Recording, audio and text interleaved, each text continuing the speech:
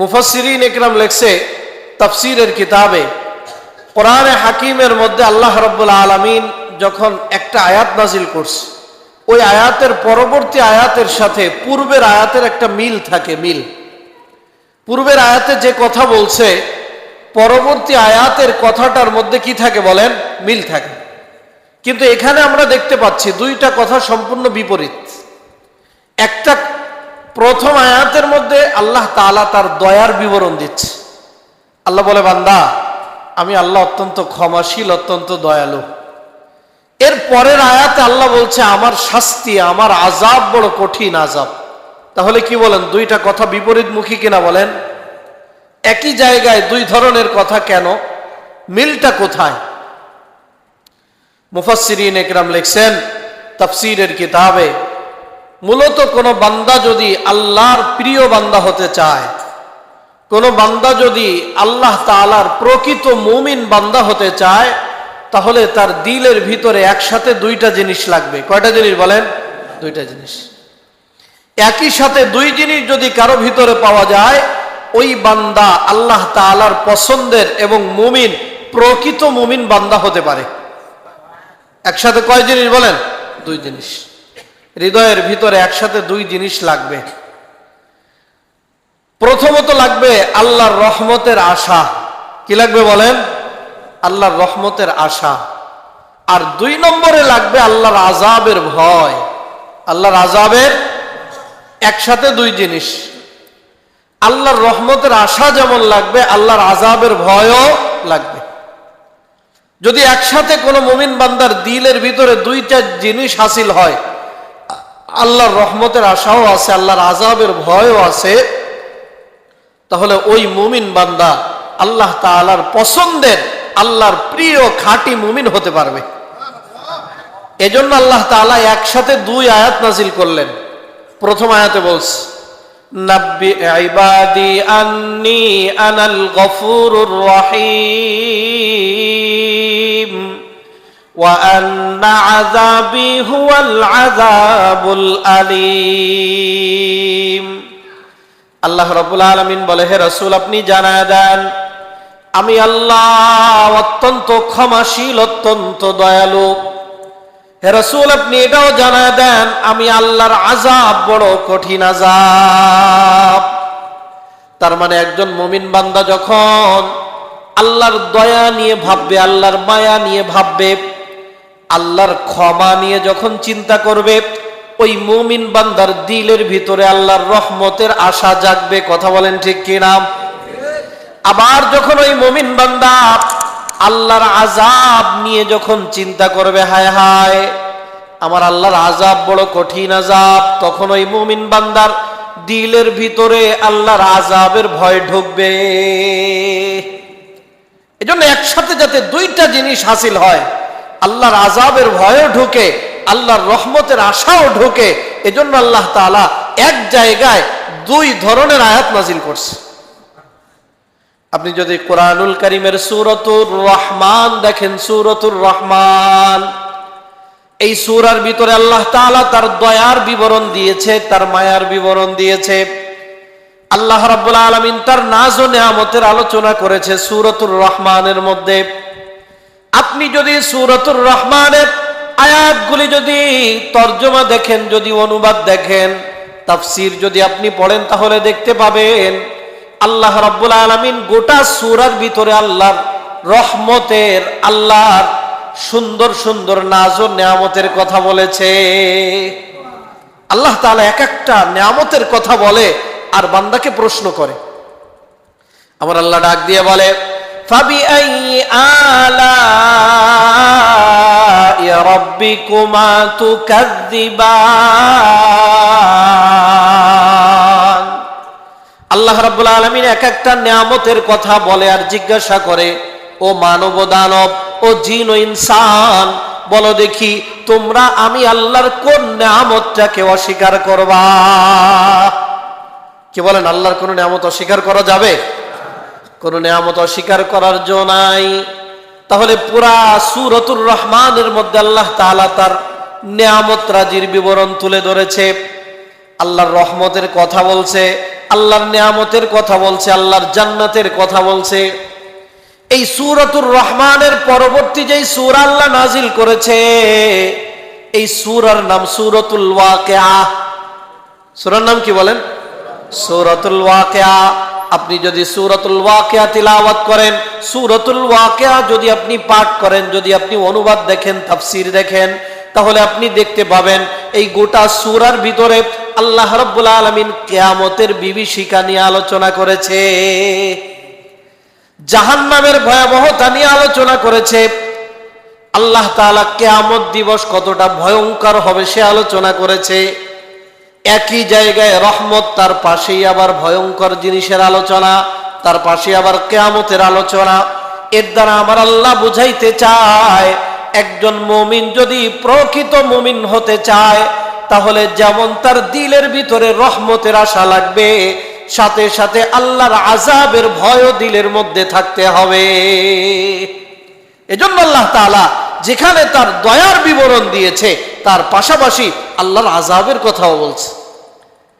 তাহলে বলেন, আল্লাহর প্রকৃত মুমিন হতে হলে আমাদের দিলে কয়টা জিনিস লাগবে বলেন? দুইটা জিনিস। এক নম্বরে লাগবে আল্লাহর রহমতের আশা। আল্লাহর রহমতের আশা লাগবে। আল্লাহ রাব্বুল আলামিনের রহমতের আশা আমার আপনার দিলে কেমনে আসবে? আল্লাহ তাআলা আমাকে আপনাকে কি পরিমাণ নেয়ামত দিলেন একটু চিন্তা করেন।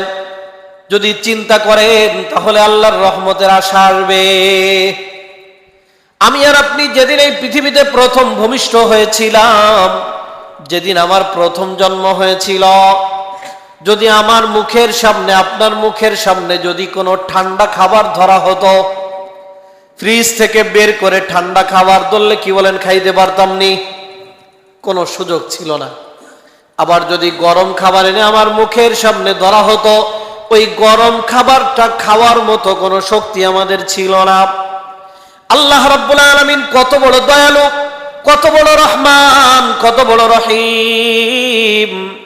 ওই দিন, যেদিন আমি আর আপনি পৃথিবীতে প্রথম আসলাম, আমার আপনার জন্য গোটা দুনিয়ার ভিতরে সবচাইতে স্বাস্থ্যকর খাবার, আমার আপনার মায়ের স্তনের ভিতরে রক্তকে দুধে পরিণত করে আমার আপনার জন্য সবচাইতে দামি খাবারের ব্যবস্থা করে দিয়েছে। এজন্য আমার আল্লাহ বলে, নব্বি ইবাদি আন্নী আনাল গফুরুর রহিম। হে রাসূল, আপনি জানা দেন আমি আল্লাহ অত্যন্ত ক্ষমাশীল, অনেক বড় দয়ালু। কি পরিমাণ দয়া করছে চিন্তা করেন। আমার আপনার জিন্দেগির একটা মুহূর্ত এমন পার হয় নাই যেই মুহূর্তে আমি আর আপনি আল্লাহর দয়ার চাদরের মধ্যে ছিলাম না। কথা বলেন ঠিক কিনা? কি পরিমাণ দয়া করলেন। আমি আর আপনি জমির ভিতরে ধান ছিটায়া দেই, ধান ছিটায়া দেই, ওই ধানের ভিতর থেকে সবুজ চারা কিন্তু আমি আর আপনি বের করি না। কথা বলেন ঠিক কিনা? সবুজ চারাকে আমরা বের করছি? কে বের করে দিয়েছে বলেন? ধান একটা ছিটায়া রেখে আসলাম, ওই ধানের ভিতর থেকে আমার আপনার জন্য সুন্দর একটা সবুজ চারা আল্লাহ বের করলো। এরপরে ওই সবুজ চারার ভিতর থেকে আমার আপনার খাবারের জন্য অনেকগুলি ধান আল্লাহ তাআলা তৈরি করে দিয়েছে। আমাকে আপনাকে পরিশ্রম করতে হয় না। আমরা ঢাকা শহরে যারা থাকি, রাতের বেলা আপনি আর আমি ঘুমায় থাকি, ওই যে গ্রামগঞ্জ থেকে ট্রাক ভর্তি করে আমার আপনার জন্য রাতের বেলায় তরকারি আনা হয়। কথা বলেন ঠিক কিনা? আপনি আর আমি তো ঘুমায় আছি, কিন্তু আপনার আমার রিজিকের জন্য, আপনার আমার খাবারের জন্য ট্রাক ভর্তি করে এই ঢাকা শহরে আমাকে আপনাকে তরকারির সাপ্লাই কে দেয় বলেন? মেরে মোহতারাম ভাই, একটা বারো চিন্তা করি না কি পরিমাণ দয়া আমার আল্লাহ আমার উপরে করেছে। আমার আপনার রিজিকের কোনো টেনশন নাই। রিজিকের দায়িত্ব কে নিয়েছে বলেন? আমার আল্লাহ কোরআনে হাকিমের মধ্যে জানায় দেয়, ওয়ামা মিন দাব্বাতিন ফিল আরদি ইল্লা আলাল্লাহি রিজকুহা। আল্লাহ রাব্বুল আলামিন বলে, এই দুনিয়ার ভিতরে, জমিনের ভিতরে এমন কোনো প্রাণী নাই, এমন কোনো প্রাণী নাই যেই প্রাণীর রিজিকের দায়িত্ব আমি আল্লাহ গ্রহণ করি নাই। সকলের রিজিকের দায়িত্ব কে নিয়েছে বলেন? পয়গম্বর মুসা আলাইহিস সালাম ওই যে শুআয়ব আলাইহিস সালামের মেয়েকে গিয়ে বিয়ে করছে। এর আগে অনেক কাহিনী ঘটছে। ফিরাউনের গোত্রের একজনের থাপ্পড় দিছিল, মরে গেছে। তো মারা যাওয়ার পরে এলাকা ছাইড়া চলে গেছে হযরতে মুসা আলাইহিস সালাম। তো এলাকা ছেড়ে চলে গেছে, মিশর ছেড়ে চলে গেছে। যাওয়ার পরে যে এলাকায় গেছে ওখানে গিয়ে আরেক পয়গম্বর শুআয়ব আলাইহিস সালামের মেয়েকে বিয়ে করছে। কিভাবে বিয়ে করছে লম্বা কাহিনী বলতে পারবো না। বিবাহ করার পরে আল্লাহর পয়গম্বর মুসা আলাইহিস সালাম ওনার আহলিয়াকে নিয়ে, ওনার পরিবারকে নিয়ে, ওনার স্ত্রীকে নিয়ে আবার মিশরের দিকে আসতেছেন। তো আসার পথে একটা জায়গায় আসছেন, তুর পাহাড়ের কর্নারে। কোন জায়গা বলেন? তুর পাহাড়ের কর্নারে। ওই জায়গা দিয়ে যখন অতিক্রম করে তখন আল্লাহ রাব্বুল আলামিন মুসাকে ডাক দিছে।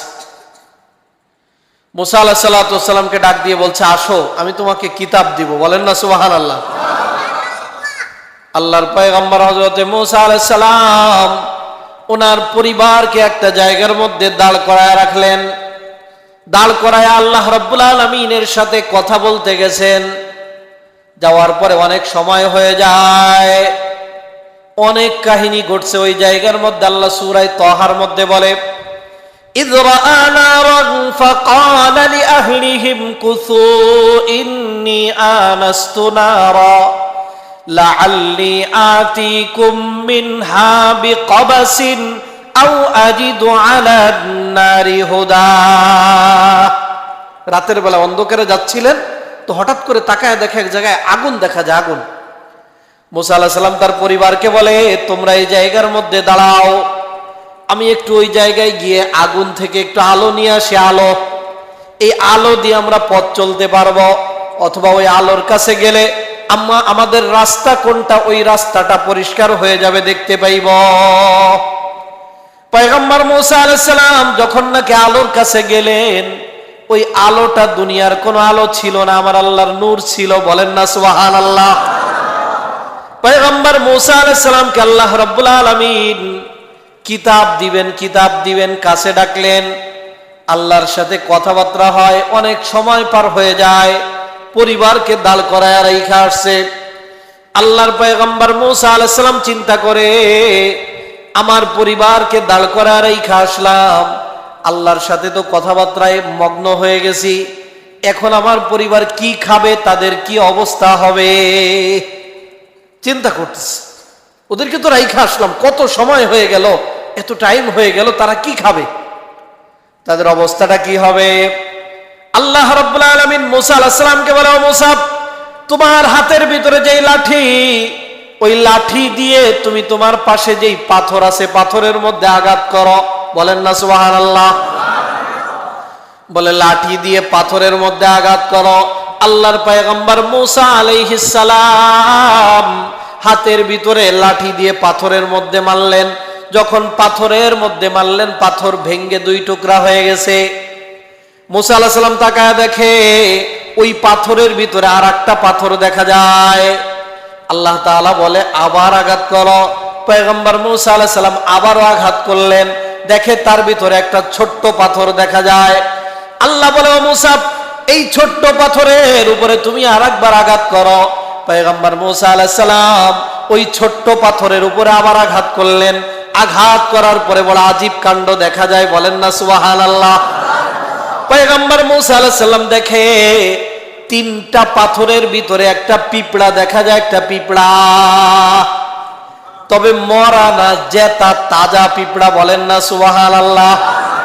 কিন্তু তার চাইতে বড় আশ্চর্যের বিষয় হলো, এই তিনটা পাথরের ভিতরে যেই একটা পিপিলিকাকে দেখা যায়, তাজা পিপিলিকা, ওই তাজা পিপিলিকার মুখের ভিতরে তার খাবার, তাজা সবুজ একটা ঘাস দেখা যায়।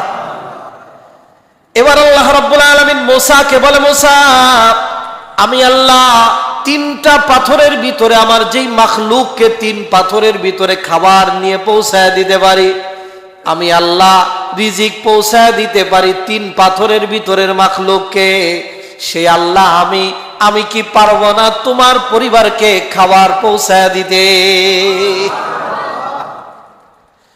কেমন দয়ালু আল্লাহ! এজন্য আমার আল্লাহ বলছে, নাব্বি ইবাদি আন্নী আনাল গফুরুর রহিম। বলে, হে রাসূল, আপনি জানা দেন আমি আল্লাহ অনেক বড় ক্ষমাশীল, অনেক বড় দয়ালু। বলেন না সুবহানাল্লাহ। আমার আল্লাহর দয়া কি পরিমাণ আপনি আর আমি যদি খালি চিন্তা করি। দেখেন না, আমাকে আপনাকে আল্লাহ কত সুন্দর করে বানাইছে। আমাকে আপনাকে যে সুন্দর করে বানাইছে, এই কথাটা বলতে আমার আল্লাহ কয়েকটা কসম খাইছে। আল্লাহ তাআলা কোরআনুল কারীমের এক সূরার মধ্যে বলেন, ওয়াত-তিনি ওয়াজ-যাইতুন ওয়া তুরি সিনিনা ওয়া হাযাল বালাদিল আমিন লাকাদ খালাকনাল ইনসানা ফি আহসানি তাকওয়িম। আল্লাহ তিন ফলের কসম খাইলেন। তুরে সিনিন, ওই যে সিনাই পর্বত, যেই পর্বতের উপরে দাঁড়া মুসা আলাইহিস সালাম আল্লাহর সাথে কথা বলছিলেন, ওই পর্বতের কসম খাইলেন। ওয়া হাযাল বালাদিল আমিন, মক্কা নগরীর কসম খাইলেন।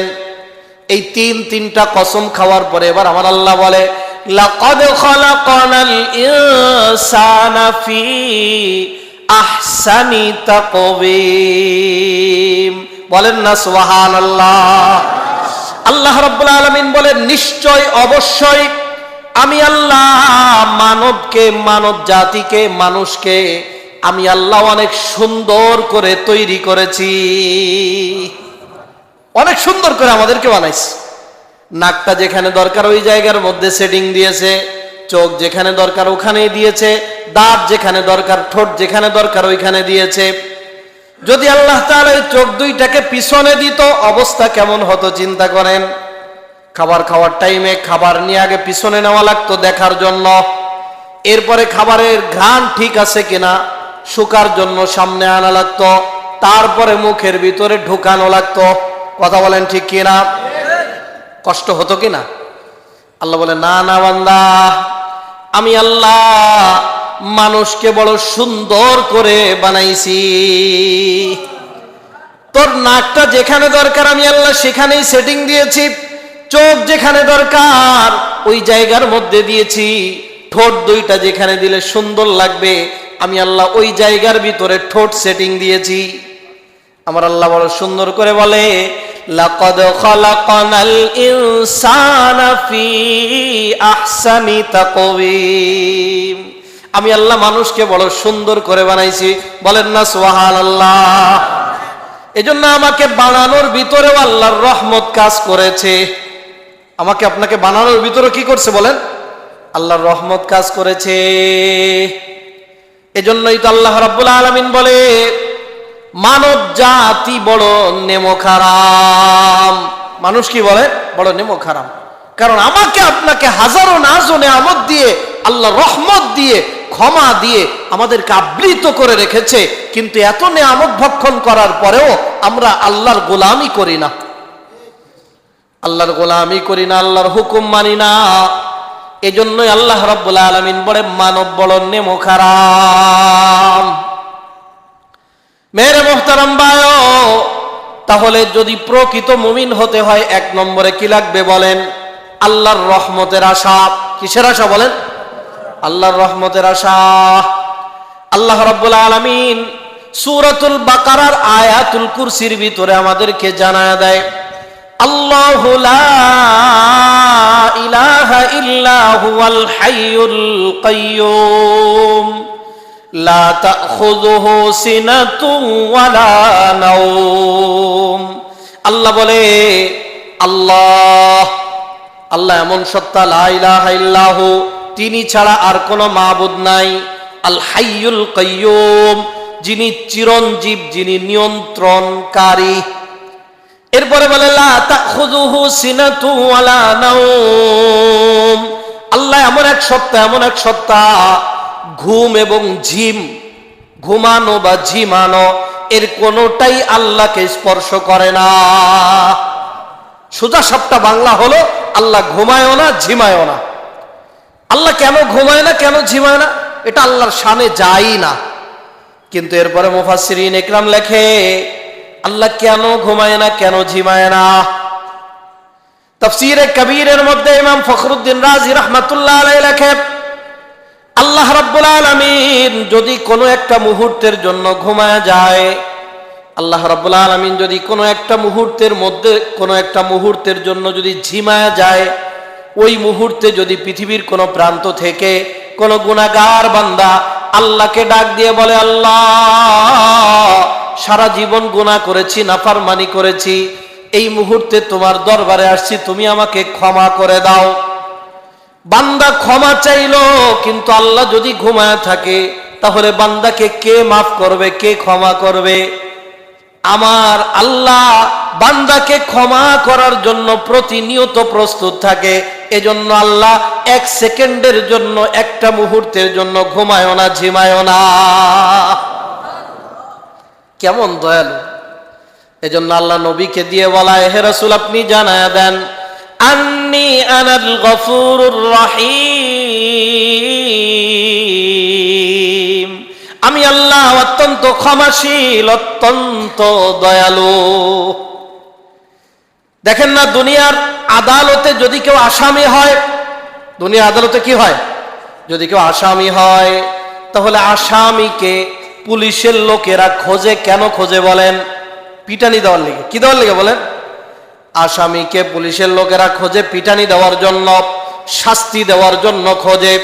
কিন্তু আমার আল্লাহর আদালতে কোন বান্দা যদি আসামি হয়, আমার আল্লাহ ওই বান্দাকে তালাশ করে। তালাশ যে করে এটারও দলিল আছে। হাদিসে কুদসির মধ্যে আসছে, যখন নাকি রাত অর্ধরাত অতিবাহিত হয়, যখন নাকি রাত 12টা পার হয়ে যায়, আল্লাহ রাব্বুল আলামিন প্রথম আসমানে এসে বান্দাকে লক্ষ্য করে ডাক দেয়, আলা মিন মুস্তাগফিরিন ফাগফির লাহ, আলা মিন মুস্তারজিকিন ফারজুকা, আলা মুবতালান ফাউআফিয়া। আল্লাহ রাব্বুল আলামিন বলে, ও দুনিয়ার মানুষেরা, তোমাদের মধ্যে কে আছো গুনাহগার, আমি আল্লাহর কাছে ক্ষমা চাইবা, আমি আল্লাহ তোমার জিন্দেগীর গুনাহগুলিকে মাফ করে দিব। কে আছো অভাব অনটনের ভিতরে, এই মুহূর্তে আমাকে ডাক দাও, আমি আল্লাহ তোমার রিজিকের অভাব দূর করে দিব। কে আছো রোগাক্রান্ত, আমাকে বলো, আমি আল্লাহ তোমাকে রোগ শোক থেকে মুক্তি দিয়ে দিব। এইভাবে করে ডাকতে থাকে। তার মানে হলো, এই হাদিসের আলোকে বলা যায় আল্লাহ তাআলাও আসামি খোঁজে, যারা গুনাহ করে এদেরকে খোঁজে। কেন খোঁজে? ওদের জিন্দেগীর গুনাহ মাফ করে দেওয়ার জন্য খোঁজে। এই জন্য আল্লাহ নবীকে দিয়ে বলে, নাব্বি ইবাদি আন্নী আনাল গফুরুর রহিম, বলে হে রাসূল জানায়া দেন, আমি আল্লাহ বড় গফুর। আল্লাহ কি বলেন? বড় গফুর। কোথাও আল্লাহ নিজের নাম ব্যবহার করছে গফুর, আবার কোথাও ব্যবহার করছে গফফার, আবার কোথাও ব্যবহার করছে গফের। গফের মানে সাধারণ ক্ষমাকারী। তার মানে হলো, আপনার আমার গুনাহ যদি সাধারণ গুনাহ হয়, ওই গুনাহ মাফ করার জন্য আল্লাহ গফের নাম ব্যবহার করে। বলেন না সুবহানাল্লাহ। আপনার আমার গুনাহটা যদি আরো বেশি হয়, তাহলে আল্লাহ তাআলা আমাকে আপনাকে মাফ করার জন্য গফুর নাম ব্যবহার করে। আর গুনাহ দিয়ে যদি ভরে ফেলি আমি আর আপনি, আসমান ও জমিন যদি ভরে ফেলি, তাহলে আমাকে আপনাকে মাফ করার জন্য আল্লাহ গফফার নামটা ব্যবহার করে। আল্লাহ নিজে ডাক দিয়ে বলে, কুল ইয়া ইবাদিয়াল্লাযীনা আসরাফু আলা আনফুসিহিম লা তাকনাতু মির রাহমাতিল্লাহ ইন্নাল্লাহা ইয়াগফিরুয যুনুবা জামিআ ইন্নাহু হুয়াল গফুরুর রহিম। আল্লাহ বলে, কুল ইয়া ইবাদিয়াল্লাযীনা আসরাফু আলা আনফুসিহিম, হে আমার ওই সকল বান্দা যারা নিজেদের নফসের উপরে তোমরা জুলুম করেছ। তার মানে যারা গুনাহ করেছো। কি করেছো বলেন? যারা গুনাহ করেছো, অবিচার করেছো, নিজের নফসের উপরে জুলুম করেছো।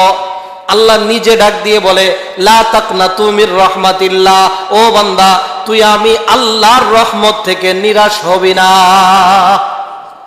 আল্লাহ বলে, ইন্নাল্লাহা ইয়াগফিরুয যুনুবা জামিআ, তুমি যদি অনেক গুনাহ করো, এই আসমান আর জমিনের মধ্যবর্তী ফাঁকা জায়গা যদি তোমার গুনাহ দিয়ে ভরে যায়, এরপরে যদি আমি আল্লাহকে ডাক দাও, আমি আল্লাহ তোমার গোটা জিন্দেগির গুনাহগুলিকে মাফ করে দিব। কেমন দয়ালু, কেমন দয়ালু। তাহলে প্রকৃত মুমিন হতে হলে 1 নম্বরের বৈশিষ্ট্য লাগবে, হৃদয়ের ভিতরে কিসের আশা বলেন? আল্লাহর রহমতের আশা। কিসের আশা বলেন? আল্লাহর রহমতের আশা। আল্লাহর রহমতের আশা লাগবে। আর 2 নম্বরে লাগবে আল্লাহর আযাবের ভয়। কিসের ভয় বলেন? এজন্যই আল্লাহ রাসূলকে দিয়ে বলায়, ওয়া আন্না আযাবি হুয়াল আযাবুল আলীম। হে রাসূল, আপনি জানায় দেন আমার আযাব, আমার শাস্তি বড় কঠিন শাস্তি। এই চেতনা যদি আমার আপনার মধ্যে চলে আসে, খালি আপনি একটাবার চিন্তা করবেন, আমি যদি একটাবার চিন্তা করি, আল্লাহ নিজে বলতেছে আমার শাস্তি কিন্তু কঠিন। আল্লাহ নিজে বলতেছে আমার শাস্তি কি বলেন? বড় কঠিন। চিন্তা করছেন আপনি? আল্লাহ এত বড় দয়ালু, ওই আল্লাহ যখন বলছে আমার শাস্তি কিন্তু বড় কঠিন শাস্তি, এই কথাটার ওজন কি পরিমাণ একটাবার চিন্তা করেন। এই একটা শব্দ আযাবাল আলীম, একটা বাক্য নিয়ে যদি চিন্তা করি তাহলে গুনার কাছে যাইতে মনে চাবে না। আল্লাহর আযাব কত কঠিন, কত কঠিন। এজন্য যদি আমার আপনার দিলের মধ্যে আল্লাহর আযাবের এই ভয় যদি চলে আসে, তাহলে দেখবেন আমার থেকে আর গুনাহ হবে না। আজকে আমি কথায় কথায় মিথ্যা কথা বলি, আছে কিনা বলেন? আজকে নামাজ পড়ে না, রোজা রাখে না, আল্লাহর হুকুম মানে না, আছে কিনা বলেন? অন্যের হক নষ্ট করে আর একজনের জমিন গিয়ে দখল দেয়, আছে কিনা বলেন? কেন করে? আল্লাহর আযাবের ভয় নাই, যার কারণে করে। আল্লাহ রাব্বুল আলামিন কোরআনে হাকিমের মধ্যে আল্লাহ তাআলা জানায় দেয়, আলা ইন্না আউলিয়া আল্লাহ লা খাউফুন আলাইহিম ওয়ালা হুম ইয়াহজানুন। বলেন না সুবহানাল্লাহ। আল্লাহ বলে যারা আমার ওলি হবে, কার ওলি বলেন? আল্লাহর ওলি যারা হবে, আল্লাহ বলে এদের কোনো ভয় নাই, এদের কোনো টেনশন নাই। বলেন না সুবহানাল্লাহ। আল্লাহকে জিজ্ঞাসা করি, আল্লাহ আপনার ওলি কারা একটু জানায় দেন। আমার আল্লাহ নিজেই কোরআনে হাকিমের মধ্যে জানায় দেয়, আল্লাযীনা আমানু ওয়া কানু ইয়াত্তাকুন। আল্লাহ বলে যাদের মধ্যে 2টা গুণ থাকবে, 2 বৈশিষ্ট্য থাকবে, তারা আমার ওলি। 1 নম্বরের বৈশিষ্ট্য হলো ঈমানের বৈশিষ্ট্য। কিসের বৈশিষ্ট্য বলেন? ঈমান থাকতে হবে, পরিপূর্ণ ঈমানওয়ালা। আর 2 নম্বরের বৈশিষ্ট্য হলো ঈমানের সাথে সাথে আমার আযাবের ভয়। আমি আল্লাহর ভয় যার দিলের মধ্যে থাকবে, ওই বান্দা আমি আল্লাহর ওলি হয়ে যাবে। আল্লাহকে জিজ্ঞাসা করি, আল্লাহ তোমার ভয়, তোমার আযাবের ভয় যদি দিলের মধ্যে ঢুকায় যদি তোমার ওলি হতে পারে, তাহলে আমাদেরকে কি দিবা? প্রশ্ন আসে কিনা বলেন? আল্লাহকে বলি, আল্লাহ কি দিবা আমাদেরকে? আমার আল্লাহ বড় চমৎকার করে জানায় দেয়, লাহুমুল বুশরা ফিল হায়াতিদ দুনিয়া ওয়া ফিল আখিরাহ। আল্লাহ বলে যারা আমার ওলি হয়ে যাবে, যারা আমার বন্ধু হয়ে যাবে, ওদের জন্য দুনিয়াতেও সুসংবাদ, আখিরাতেও সুসংবাদ। আখিরাতের সুসংবাদ কি? আমার আল্লাহ বলে, ওয়াসিকাল্লাযীনা তাকাউ রাব্বাহুম ইলাল জান্নাতি যুমারা হাত্তা ইযা জাউহা ওয়া ফুতিহাত আবওয়াবুহা ওয়া ক্বালা লাহুম খাযানাতুহা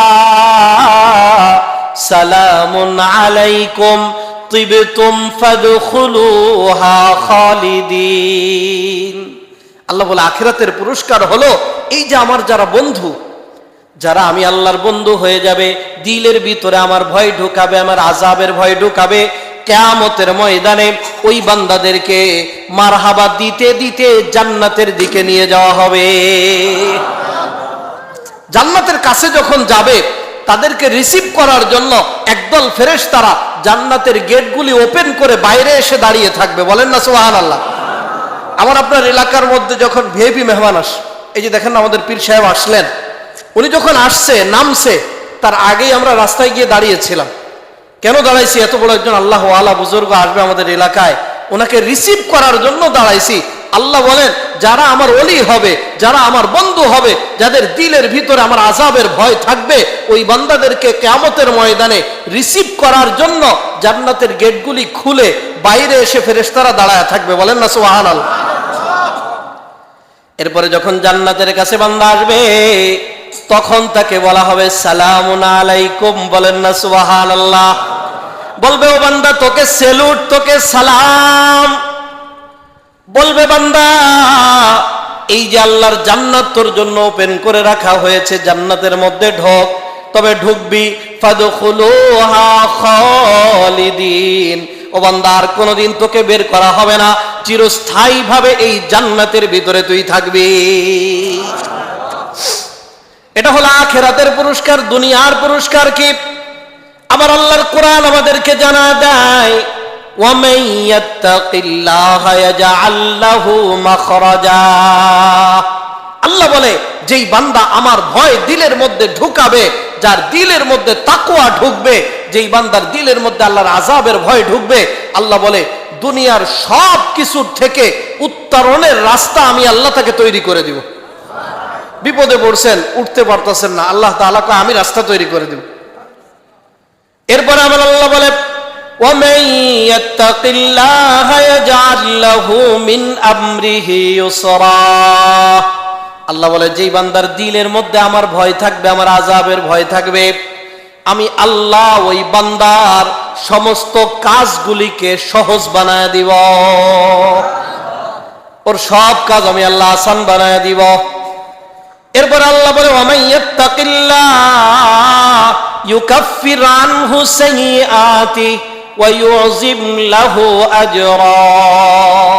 আল্লাহ বলে, যেই বান্দা আমার ভয়কে দিলের মধ্যে জায়গা দিবে, আমার আযাবের ভয় যার দিলের মধ্যে ঢুকবে, আমি আল্লাহ তার জিন্দেগীর গুনাহ খাতা মাফ করে দিব। এজন্য আল্লাহর আযাবের ভয় দরকার আছে কিনা বলেন? আজকে আমাকে আপনাকে দেখলে মনে হয় যেন আমাদেরকে সার্টিফিকেট দেওয়া হয়েছে, আর আযাব হবে না আমাদের, নিশ্চিন্ত। অথচ আল্লাহর রাসূলের সাহাবা ইকরামকে দেখেন, হযরতে সিদ্দিক আকবর গাছ দেখে ডাক দিয়ে বলতেন, ইয়া লাইতানি কুনতু ওয়ারাকা মিনাশ শাজারা। হযরতে আবু বকর সিদ্দিক বলতেন, হায় আফসোস, আমি আবু বকর মানুষ না হয়ে যদি গাছের পাতা হইতাম। বলে, আমি যদি গাছের পাতা হইতাম কতই না ভালো হতো, কারণ আজকে মানুষ হইছি তো আমাকে তো কিয়ামতের ময়দানে আল্লাহর আদালতে দাঁড়ানো লাগবে। এজন্য দিলের মধ্যে কি লাগবে বলেন? আল্লাহর ভয় লাগবে। আমাদের পীর সাহেব হুজুর আসছেন, সবাই একটু তাকবীর দেই। নারায়ে তাকবীর, নারায়ে তাকবীর। পীর সাহেব হুজুরের আগমন। মুহতারাম মুসল্লিয়ান ইকরাম, আমরা যারা এখন এদিকে সেদিকে ঘোরাফেরা করছি, আমাদের পীর সাহেব হুজুর আসছেন।